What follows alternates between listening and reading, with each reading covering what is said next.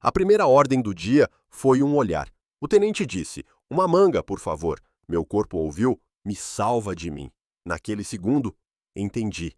Entre a farda e o que pulsa por baixo dela, eu seria o teste que ele nunca treinou para fazer. Meu nome é Júlio, 26. A cantina que abastece o pessoal do 7º Batalhão, perto do Recife Antigo, é metade do que eu sou. A outra metade é feita de cheiros, calor, vozes que sobem e caem com o apito do sargento. Eu sei a hora em que o café cansa, quando o cuscuz conforta e quando a manga, se estiver no ponto, resolve milagres que regulamento nenhum prevê. Ele entrou assim, passo firme, ombros tensos, olhar direto. "Uma manga Palmer, se estiver madura", disse, sem piscar. Eu respondi do meu jeito, entre leveza e coragem. "Hoje estão doces, e o sorriso é por conta da casa." Ele quase não sorriu. Pagou. Foi embora. Mas deixou um silêncio pesado atrás de si, daqueles que dizem mais que qualquer conversa de corredor. No sábado seguinte, ele voltou. Mesma hora, mesmo olhar, a farda marcando a distância que nenhum balcão consegue esconder. "Mateus", ele disse, "logística." Eu fingi normalidade, pesei frutas, brinquei com o troco. Dentro, porém, algo acendeu. Ninguém atravessa o Recife por causa de uma manga. O que ele procurava não tinha nome simples, e eu sabia. Na terceira semana, chegou atrasado, respiração curta, olhos que pediam alívio. "Reunião com minha irmã", sussurrou. "Eles falam do futuro, do que convém." Eu perguntei: "E você, quer o futuro deles ou o seu?" Ele baixou os olhos e, por um instante, deixou o cuidado cair do rosto. "Gosto de estar aqui." O ar ficou mais denso. A mão dele demorou um segundo a mais sobre o balcão, e meu peito reagiu com um pulso apressado que eu não controlei. À noite, quando fui fechar, encontrei um guardanapo com uma nota de 21 rabisco. "Valeu pela leveza, M." Bastou. Às vezes o coração só precisa de um gesto que cabe no bolso da farda. Vieram semanas de idas discretas. Um limão, um café, nenhum motivo aparente. Conversas curtas, pausas longas, olhos presos nos meus, como quem aprende um idioma proibido. Nossa proximidade parecia imprudente, como ficar à beira de uma tempestade. Cada palavra um passo, cada silêncio um abismo. Então chegou a mensagem: "Vi teu flyer. Jantar amanhã? Só nós dois." Eu reli 3 vezes. Respondi uma: "Se tiver vinho e o teu olhar, eu vou." Troquei o avental por uma camisa simples. O restaurante tinha nome de Mar e Luz de Farol, mas o que me marcou foi a forma como ele me viu quando cheguei, como se por um segundo pudesse existir sem pedir desculpas. Falamos de infância, de disciplina, de expectativas. Eles aceitam quem eu sou, desde que seja na superfície, confessou. "Tem um limite, e você é esse limite." Eu não respondi. Senti o chão mudar. Eu, que sempre vendi fruta por maturação, virei medida de coragem na vida de alguém. Na saída, quando fui pegar meu casaco, o braço dele roçou no meu.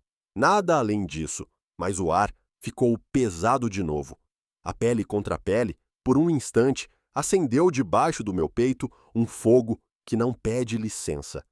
A mão dele demorou um segundo a mais, e meu corpo compreendeu antes da minha cabeça. A partir daí, fomos desenhando rotas silenciosas. Uma volta na rua onde ninguém nos conhecia, um café escondido no meio do centro, risos contidos, pequenos bilhetes. Ele era 2, o oficial impecável e o homem que ria das minhas piadas ruins sobre manga e kiwi. O intervalo entre esses mundos, no entanto, começou a doer. Quando alguém passava, ele se retraía. Quando eu dizia "nós", ele trocava de assunto. Então veio o almoço com a família. "Nada formal", ele garantiu. Minha mãe, meu pai, minhas irmãs. Levei um cesto de frutas como bandeira, maduro, honesto, claro. A mãe cumprimentou sem calor, o pai ensaiou neutralidade. As irmãs sorriram por educação. Contei uma história da cantina, de um soldado que confundiu caqui com tomate cansado. Riram, menos ele. E menos eles. "É esse o teu universo?" A mãe perguntou, doce de um jeito que corta. Eu senti o corpo endurecer. Entendi. Não era costume, era valor. E eu, ali, valia menos que um brasão. Na volta, ele tentou costurar. Eles só precisam de tempo. Eu respondi: não duvido deles, Mateus. Duvido de ti. Ele ficou mudo e eu decidi esperar. Esperar cansa, mas também revela. O sábado chegou sem ele. Domingo, também. Segunda, silêncio. Escrevi uma mensagem, apaguei. Quem foge demais não espera ser perseguido. Eu segui meu turno, máscaras de rotina, enquanto por dentro tudo gritava. Na quarta à noite, guardando as últimas caixas, ele apareceu. Sem máscaras, sem discurso, só ele. A gente pode conversar? Disse assim, com a voz de quem pede socorro sem admitir. Eu soube. A trovoada estava armada. Não me disse oi. Olhou como se pedisse desculpa por existir, e de repente o mundo ficou estreito. A proximidade era um segredo alto demais para o pátio ouvir. Fomos até a praça, atrás da padaria, sombra e vento morno. Ele andava rápido, mãos nos bolsos, ombros em alerta. Eu calado, ainda. Parou na esquina, respirou fundo. Fui covarde, soltou. Quis que você coubesse no meu mundo. Eu mesmo não caibo nele inteiro. Eu encarei. E agora? O que você quer? Quero parar de ter medo. O silêncio entre nós queimou mais alto que qualquer palavra. O sopro dele encostou na minha pele e incendiaram-se todos os pensamentos que eu tentava domesticar. Nossos olhos ficaram presos, um fio elétrico no ar, e por um segundo ficamos a um passo de cruzar a linha. Nossos lábios quase se tocaram e eu senti o planeta prender a respiração. Depois daquilo, nada voltou exatamente ao lugar. Não nos chamamos de casal. A palavra parecia pequena demais, mas ele havia atravessado sua própria fronteira. No sábado, apareceu com 2 cafés e um sorriso leve. Hoje não quero só comprar, disse. Quero ir embora contigo. A frase, simples, abriu um clarão por dentro. Passamos a ser visíveis sem gritar. Almoço no restaurante dele, na hora de pico. Olhos curiosos, garçons tensos, clientes medindo distâncias. Esse é o Júlio, ele anunciou. Voz firme. Faz parte da minha vida. Eu bebi a frase como água, depois da marcha. A mão dele, às vezes, achava a minha no meio da rua. Um toque discreto, uma promessa muda. Outras vezes, o olhar demorava no meu, e o mundo sumia um pouco, suficiente para eu acreditar. Mas a visibilidade cobra imposto. Na segunda, ele avisou. Jantar de família, quinta. Só que desta vez, não quero te convidar. Quero que você venha, como você é. Eu fui. Não por bravata, por lealdade ao que estávamos plantando. Cheguei com um abacaxi maduro, piscadela assumida. A mãe me cumprimentou com frieza educada. O pai sustentou o teatro da neutralidade. As irmãs esconderam-se no celular. Mateus não vacilou. Serviu vinho, perguntou, incluiu. Riu das minhas anedotas, me devolveu bola. Até que o pai lançou a granada macia. Você acha mesmo que isso dura? O silêncio pesou. Eu sorri, devagar. Se eu me basear na forma como seu filho me olha quando o mundo não está vendo, dura, sim. Mateus quase riu. A irmã engasgou. A mãe esvaziou a taça. Eu não recuei. Já caminhei demais na ponta dos pés. No dia seguinte, o quartel sabia mais do que deveria.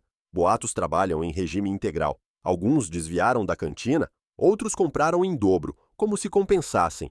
Que desperdício! Sussurrou uma senhora. Eu disse, o desperdício é achar que amor precisa de autorização. E continuei servindo, porque a vida não pergunta se estamos prontos. De longe, ele me observava às vezes. Braços cruzados, testa tensa, mas havia paz nos olhos.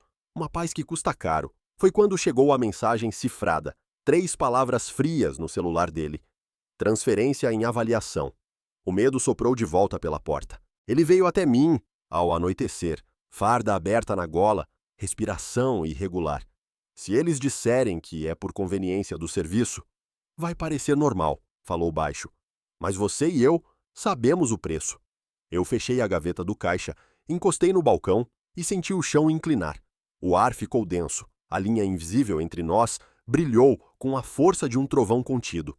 Estávamos a um sopro de cruzar de novo o limite e de não ter volta.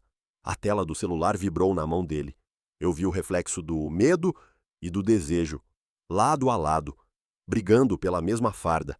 Ele olhou para mim como quem escolhe entre respirar e obedecer. E antes que eu dissesse qualquer coisa, o telefone tocou. O toque do comando.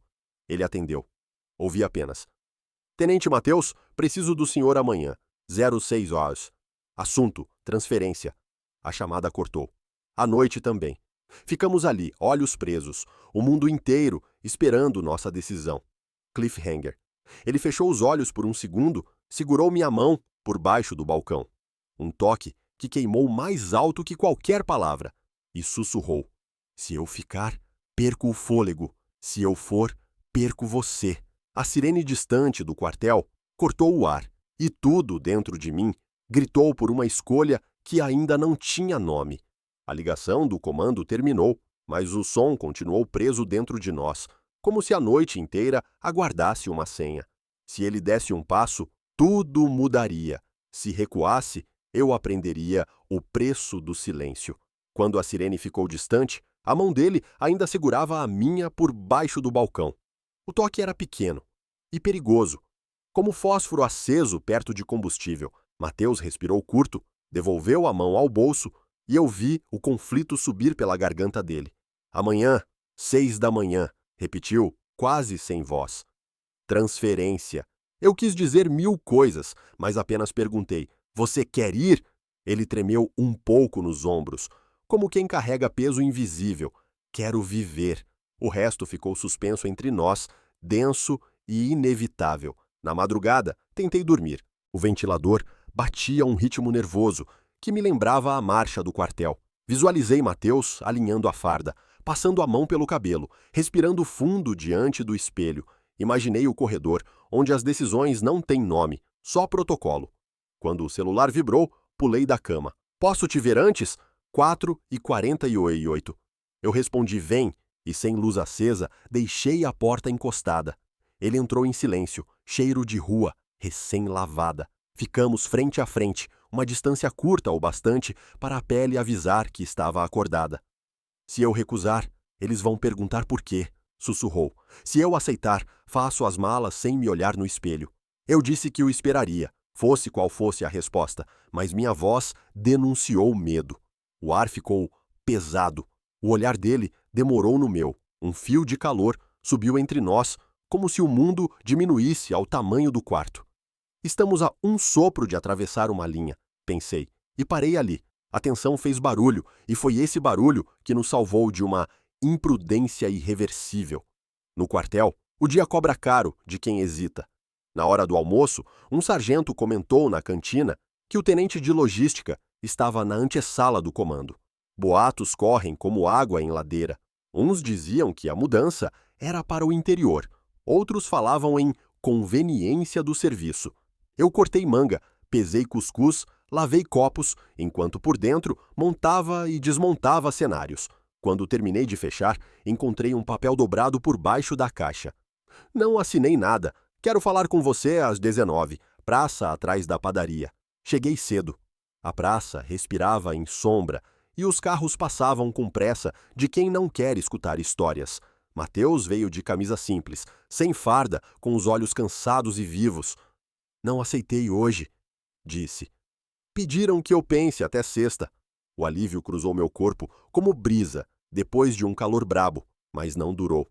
Se eu ficar, a vigilância aumenta. Se eu for, o fio corta. Ficamos andando em círculos como quem desenha um mapa onde nenhum caminho é seguro. Parei e encostei no muro. Qual dos medos é teu? E qual é dos outros? O vento deslocou um cheiro de pão quente. A cidade parecia mais calma do que a nossa conversa. Ele engoliu seco. O meu medo é perder você no processo, disse baixo.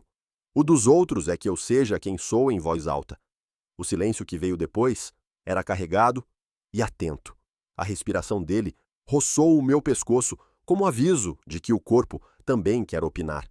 Um passo e o mundo mudaria de cor. Não demos. Decidimos uma estratégia. Parar de nos esconder de nós mesmos sem desafiar ninguém com bravata. Veríamos amigos em comum, almoçaríamos em locais comuns. E, se alguém perguntasse, diríamos a verdade sem espalhafato. Acordo simples e temerário. No dia seguinte, fomos à lanchonete da esquina do quartel. Um colega dele, cabo antigo, nos viu. O olhar pousou em nós e ficou tempo demais. Tudo certo, tenente? Ele disse, neutro. Mateus respondeu com a voz firme que usa quando sabe o que está fazendo. Tudo certo. O cabo assentiu e saiu, mas deixou atrás de si uma trilha de curiosidade. À noite, Mateus me contou que a irmã havia ligado. Pai ficou mudo a tarde inteira, ela disse. Mãe está preocupada. Não havia insultos, não havia gritos. Havia silêncio medindo valores. Aquilo doía mais, porque é o tipo de silêncio que não admite réplica. Eu, que vivia a vida inteira fora de uniformes, sabia reconhecer a distância quando ela escolhe o lado mais elegante. Se eles te amam de verdade, vão te encontrar no caminho, eu disse, tentando acreditar na frase enquanto a dizia. Na quinta, véspera do prazo, as conversas no quartel se intensificaram. Um subtenente sugeriu que a transferência era a chance de ouro. Outro comentou que Recife estava pesado para certas histórias. Mateus veio à cantina, fingindo que queria apenas café, mas os olhos pediam abrigo. Se eu ficar, será por nós, não por teimosia, disse. Se eu for, que seja por futuro, não por fuga. Eu concordei e senti o peito apertar, como se uma corda invisível apertasse os dois de uma vez. No fim da tarde, paramos na orla. O mar tinha luz de lâmina e promessa de consolo. Caminhamos sem tocar, até que ele parou e falou sem olhar. Se eu assinar, preciso que você me peça para ir. Assim eu vou sabendo que não nos traí. Demorei a respirar. Não vou te pedir para ir, respondi. Mas se for, quero que leve a parte de nós que te dá fôlego e que me devolva quando puder. Ele fechou os olhos por um instante. O vento bateu, a cidade acendeu. Ficamos calados, a poucos passos de uma decisão que, de um jeito ou de outro, nos marcaria para sempre. Na sexta de manhã, a porta da cantina abriu cedo demais. Era o cabo antigo, sozinho. Ele está lá dentro, avisou, discreto. Seja qual for a decisão, ele saiu do gabinete respirando. Eu agradeci com a cabeça, incapaz de equilibrar copos. O relógio andou com crueldade. Às 12h43, um bip no meu celular. Praça, 5 minutos. Corri. Encontrei Mateus no mesmo banco, a luz batendo nos olhos dele como farol. Ele não sorriu, não chorou. Apenas disse, recusei. O mundo giroqueou um pouco. Antes que eu comemorasse, ele completou. Mas colocaram em meu nome no radar. E quando a gente recusa, a cidade inteira observa. O risco não tinha acabado. Apenas mudara de rosto. Senti o corpo gelar e aquecer ao mesmo tempo. Ele aproximou um passo. Se eu ficar, vamos precisar de coragem todos os dias. Eu assenti. E o ar ficou carregado de uma promessa que não precisava de palavra alguma. Saímos dali com um pacto novo. Não correr, não esconder o que nos sustenta. E aceitar que o amor, às vezes, é marcha longa, com fôlego curto. Na esquina, ele parou, descansou a mão no meu ombro por um segundo a mais do que o mundo permite.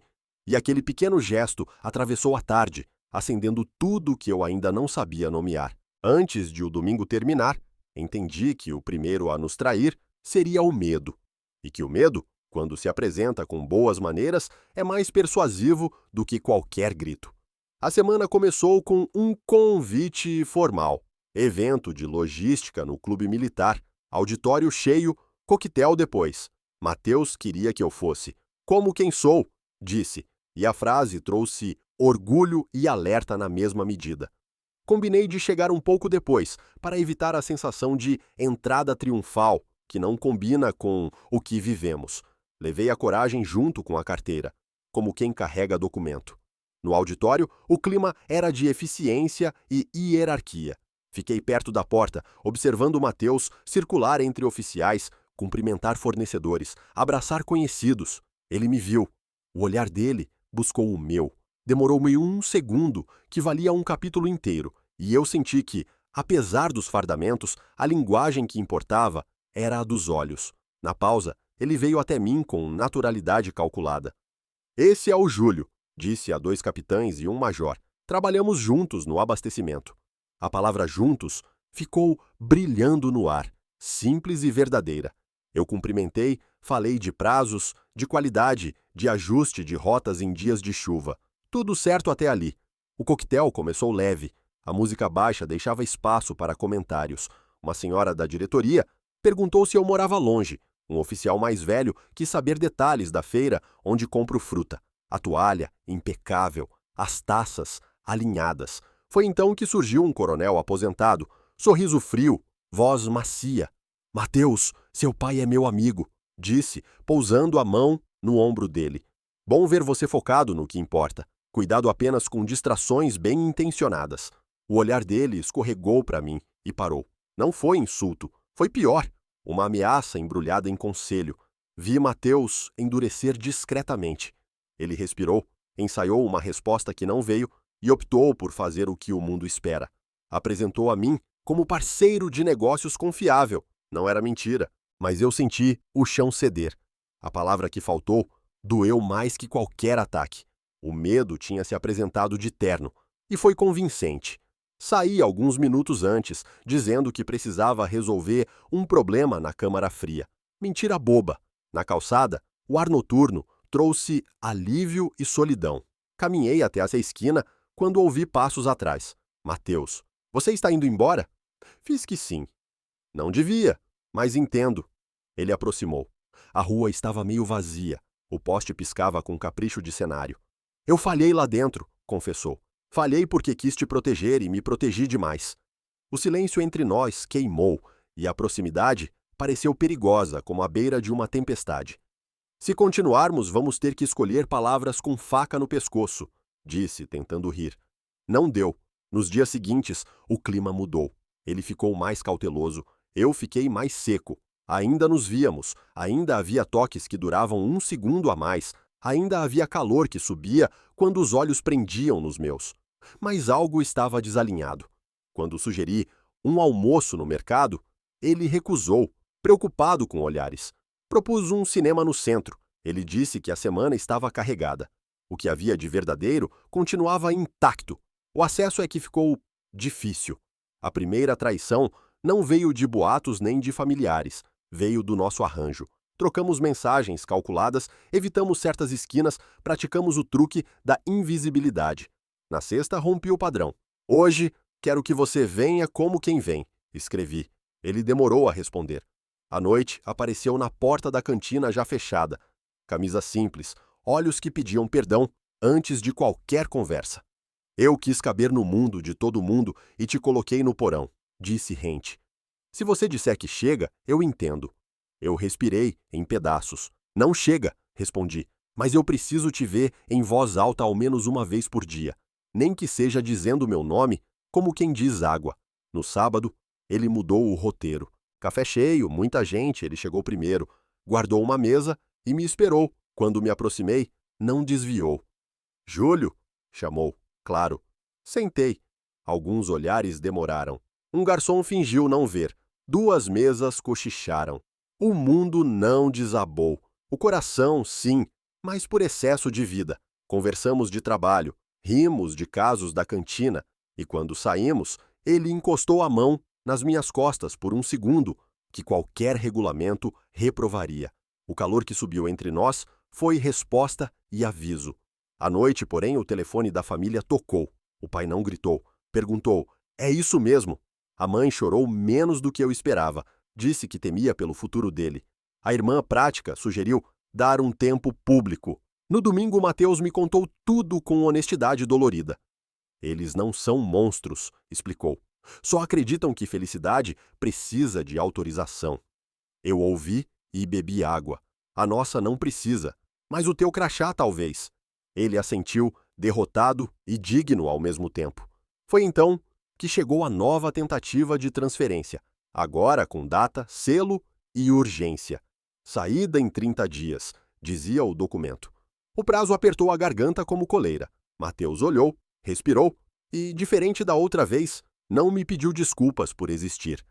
Quero lutar, disse, mas se eu ficar, posso arrastar você para uma guerra que não escolheu. Eu respondi sem hesitar. Eu escolhi quando te olhei no primeiro dia. Ele sorriu de canto, e esse pequeno gesto devolveu fôlego ao que nos mantinha. No fim, a noite nos alcançou com a cidade quase em silêncio. Caminhamos até a praça. O vento trouxe cheiro de chuva. Mateus parou, encostou no corrimão, e eu soube que estávamos novamente diante do risco necessário. A poucos centímetros, o mundo pedia para ser atravessado. A distância era uma palavra curta, e o futuro, um mapa ainda sem legenda. Na semana em que a chuva não dava trégua, descobri que a pior tempestade não cai do céu. Ela se forma no burburinho das pessoas que sorriem e medem a nossa vida com régua emprestada. Os 30 dias do aviso começaram a correr como contagem regressiva. Cada manhã tinha gosto de despedida antecipada, cada tarde de ensaio de coragem. A cidade parecia nos observar pelas vitrines. Na cantina, havia quem evitasse meu balcão e quem insistisse em comprar mais, como se compensasse uma culpa que nem era deles. Eu seguia com meus cestos de fruta e minha dignidade, mas tinha noites em que o travesseiro pesava como colete. Mateus enfrentava o quartel como quem atravessa a areia movediça, sem gestos bruscos, pés firmes, olhos atentos. Algumas conversas eram cordiais e frias, outras silenciosas e quentes de aviso. O comandante o chamou. A transferência é boa para a sua carreira. Ele respondeu. Talvez seja melhor para a imagem que vocês querem de mim. Não era rebeldia, era lucidez. Foi o suficiente para acender lâmpadas no corredor. O social começou a morder. Um conhecido em comum sugeriu discrição funcional. Outro, uma pausa. A irmã, exausta, disse que a mãe não dormia. O pai mandou mensagem curta. Te amo. Pensa bem. Ninguém nos insultou, ninguém nos quebrou, mas ergueram cercas invisíveis por onde passávamos. E cerca invisível arranha por dentro. Para não sermos engolidos por essa borda, criamos hábitos. Caminhar na orla cedo, café num lugar claro, uma volta no mercado à tarde. Em cada gesto, uma defesa. Não estamos escondidos, mas também não estamos provocando. E mesmo assim, o vento social achava brechas para gelar a pele. Um dia, um soldado jovem me cumprimentou com respeito e me chamou de Senhor Júlio. Senti orgulho e alerta, como se o mundo dissesse, vi vocês, e acrescentasse, se cuidem. O ponto de ruptura veio numa manhã de inspeção, quando eu entregava caixas de fruta e um oficial novo perguntou, alto demais, se eu tinha prioridade especial por conta de amizades. A frase feriu de propósito. Eu respirei fundo e respondi no tom técnico que aprendi com a vida. Tenho contrato, qualidade e horário. O resto é invenção. Mateus ouviu, se aproximou devagar e, com a calma que pode, mais do que grito, disse: aqui ninguém avança em boatos. O olhar dele prendeu no meu por um segundo que acendeu a sala. O oficial desviou, vermelho. A sala inteira entendeu. A notícia inteira correu. Nesse mesmo dia, um áudio anônimo começou a circular entre os corredores. Uma voz falando de preferências, influências, fragilidade para o serviço. Não citava nomes, mas escrevia com letras grandes nas entrelinhas. O efeito foi pior que acusação, foi insinuação coletiva. À noite, Mateus chegou à cantina já fechada, molhado de chuva, peito acelerado. Se eu reagir, viro manchete de corredor. Se eu calar, viro confirmação, disse, exausto. Eu peguei um pano e sequei o cabelo dele com gestos pequenos. O ar ficou pesado e bom, e a proximidade nos lembrou que o mundo não manda dentro da nossa pele. Fala só o necessário, pedi, mas não devolve covardia. No dia seguinte, Mateus protocolou uma resposta seca. Desconheço o teor. Continuo à disposição do serviço. Nenhuma defesa dramática, nenhuma confissão forçada. O comando aceitou em silêncio. Lá fora, choveu menos. Aqui dentro, ainda doía. Marcamos de ir ao cinema num shopping de bairro, cedo, sala vazia. Durante o filme, um casal do quartel entrou. Sentei um pouco mais ereto. Mateus ajeitou a postura. Não nos tocamos. No escuro, porém, um calor se acumulou entre os braços, e quando ele inclinou a cabeça, o cheiro de pele limpa me atravessou. Um passo e a linha some, pensei, e parei. A tensão ficou conosco até aos créditos. O rumor da transferência ganhou data final, saída confirmada em 15 dias. O prazo mordeu como cão. E foi aí que a cidade, que às vezes é cruel, resolveu ser generosa. No domingo, Alguns amigos organizaram um almoço em uma casa discreta, com portas abertas e risos sem pergunta. Conversamos de tudo, principalmente do que nos sustentava antes de qualquer uniforme. Mateus relaxou. Um amigo meu, que não teme palavras, disse: "Você não é um escândalo, você é um homem." A frase pousou nele e ficou. Vi o ombro afrouxar. Quando saímos, paramos na calçada. O céu tinha a cor de um dia que ainda quer mais. Mateus encostou no muro, aproximou o rosto o bastante para o ar ficar quente e sussurrou. Eu queria ter aprendido isso antes. Coragem não é gritar, é ficar inteiro. O silêncio em volta concordou. Estávamos a um sopro de atravessar a linha, como tantas vezes. O coração batia alto demais. Não atravessamos. A graça estava em sustentar o quase e sair de lá mais fortes do que chegamos. Na semana final, a família dele pediu que eu não fosse no jantar de despedida. Para evitar desconfortos, eu aceitei, porque escolher batalha é tão estratégico quanto vencê-la. Ficamos de nos ver depois que os brindes terminassem. À noite, a rua estava úmida e Recife cheirava a promessa. Encontrei Mateus na praça. Ele vinha com o rosto cansado e uma dignidade nova. Eles não me expulsaram do coração, disse. Só não sabem o que fazer com o meu. Eu respondi. A gente sabe. O ar voltou a ficar denso. Cada respiração puxava outra. A proximidade cutucou nossa fronteira como quem pede passagem. O futuro estava a 2 passos e ainda faltavam 15 dias. No fim da noite, recebemos uma última surpresa. O cabo antigo me mandou mensagem pedindo frutas para um evento no quartel, comigo assinando as entrega ao lado de Mateus. Se o mundo quiser ler algo nisso, que leia, ele escreveu. Ri sozinho. Talvez a cidade não fosse feita só de cercas. Havia pontes de gente que entende. E, quando achei que tinha aprendido a respirar dentro do risco, o celular vibrou com um número desconhecido. Senhor Júlio, direção regional, precisamos alinhar alguns pontos do seu contrato. A voz era neutra, educada, técnica. Por trás, um desafio novo acenava. Entendi que a tempestade mudava de pele, não de intenção. A reta final exigiria sangue frio e o coração preparado para outro tipo de golpe. Às vezes, a vida nos pergunta, sem aviso, você ama o bastante para atravessar o que vem? Naquela manhã, a pergunta chegou com um carimbo oficial e um prazo que não perdoava. A reunião com a direção foi marcada às pressas. Fui sozinho, camisa limpa, mãos firmes. Na mesa, 2 técnicos e um assessor. Conversa cordial, requisitos, prazos, ajustes de conformidade. Palavras lisas escondendo espinhos. Em certo ponto, o assessor apontou para uma cláusula vaga e perguntou se minha proximidade com a unidade não criaria percepções indesejadas. A sala ficou pequena. Respondi com a única coisa que nunca me faltou: trabalho. Falei de entrega no horário, de qualidade constante, de economia no desperdício. Percepção se resolve com transparência, concluí. Eles anotaram, trocaram olhares que não entendo, agradeceram. Saí com um aperto no peito e a sensação de que, ao final, só a nossa inteireza nos defenderia. Avisei Mateus por mensagem curta. Ele respondeu rápido. Estou indo. Encontramo-nos na orla, vento cortando e mar prometendo coragem. Se mexerem no teu contrato por minha causa, eu peço a transferência amanhã, disse.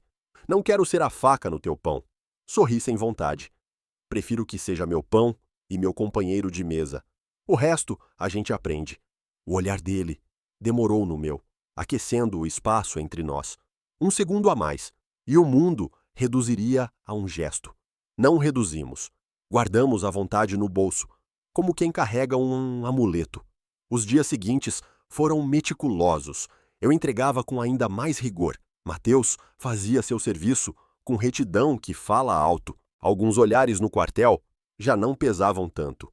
Outros aprendiam a desviar. A família dele, cansada de temer, passou a perguntar como foi o dia. Isso, vindo de onde vinha, era quase bênção.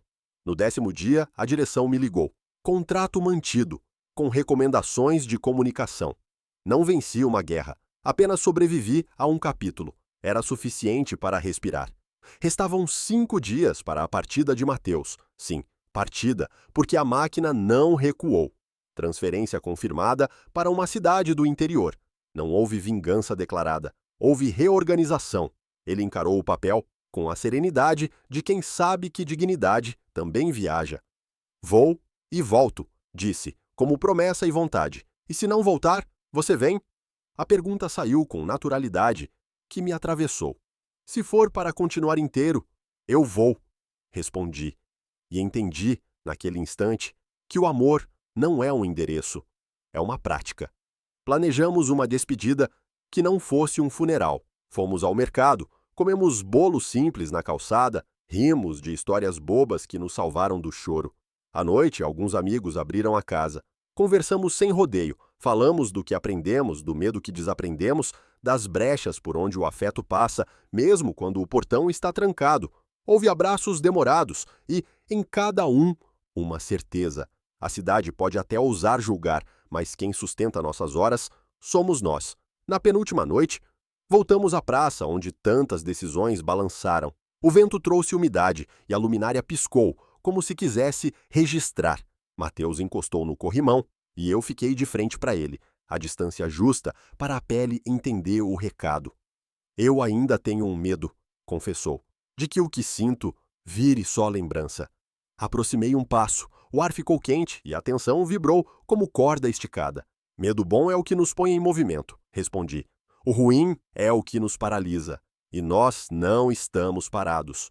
O silêncio nos envolveu. O corpo dele exalou calor que subiu devagar. Nossos lábios quase se tocaram, pensei. E parei ali, como sempre, na borda segura. A força era saber deter o impulso sem trair o desejo. No último dia, acordei antes da cidade. Arrumei um cesto de frutas como gesto de começo, não de fim. Mangas no ponto, abacaxis firmes, bananas bem cortadas, o cotidiano dizendo, vai ficar tudo bem, sem prometer milagre. Cheguei ao quartel. O pátio parecia maior. Alguns amigos nos cumprimentaram com respeito silencioso, outros com um abraço discreto. O cabo antigo fez questão de carregar uma caixa comigo. Para aliviar o peso, brincou. Eu entendi a mensagem. Quando o ônibus da corporação ligou o motor, o tempo fez aquela dança estranha de acelerar e desacelerar. Mateus veio até mim. Não havia espaço para discursos. Ele me olhou como quem assina em papel invisível.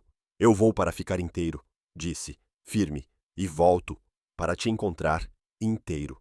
O coração bateu alto, como tambor. O ar entre nós ficou denso, as mãos quase se acharam, e eu senti o corpo inteiro acordar. Um sopro, e atravessamos a linha, pensei. Não atravessamos. Carregamos o quase como chama que não machuca, mas ilumina. Ele subiu no ônibus. Eu fiquei com o cesto vazio e a certeza cheia. O veículo saiu devagar, e eu caminhei para a cantina com passos que aprenderam outra cadência. No bolso, um bilhete dele.